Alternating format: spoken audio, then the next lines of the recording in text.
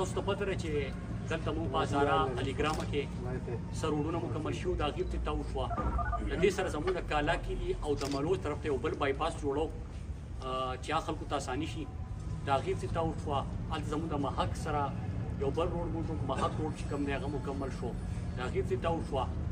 زموږ په کالا کلي کې او په سیسړۍ کې توتاني باندې کې هله توتاني باندې نه بیا منجې طرف ته چې کوم روډ دی نو د هغې مکمل شو. د هغې باندې څه باندې کار روان شو.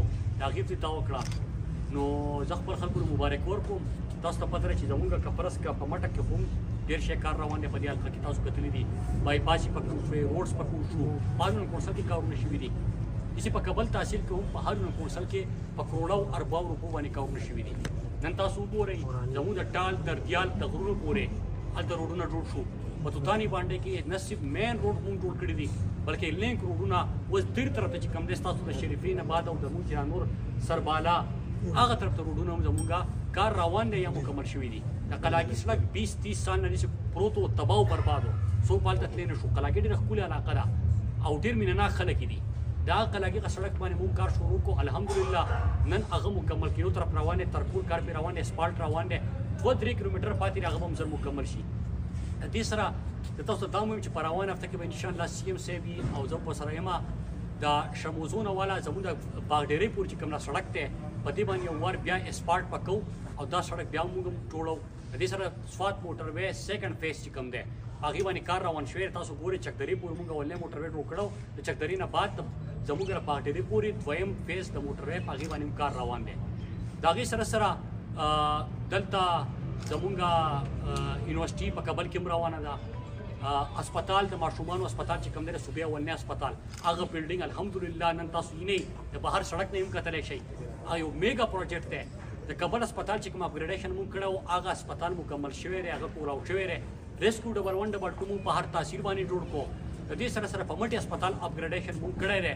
په مټه کې زمونږ هم 2 یونیورسټیانې روان دي او انشاءالله زر به په دې هفته نیمه کې به مونږ د خیبر میډیکل یونیورسټي خیبر میډیکل کالج د کیمپس هم دلته په سوات کې افتتاح کوو. نو تاسو ته د انجینرینګ یونیورسټي، د اګریکلچر یونیورسټي، د انیمل ساینسز یونیورسټي، د ویمن یونیورسټي او د ماشومانو د صوبې اولنی اسپتال، د نور اسپتالونو اپګریډیشن، اووه کالجونه، د هغې نه بعد دغه یو خیبر میډیکل یونیورسټي چې کوم دی هغې کیمپس موږ هم راوستو او د هغې به موږ انشاءالله افتتاح کوو. دا کارونه ستاسو مخې ته دي، دا روان دي. زه به تاسو ته مبارکي هم درکوم. د سوات چې نن کوم کارونه وشو ټول پاکستاني مثال ورکوي.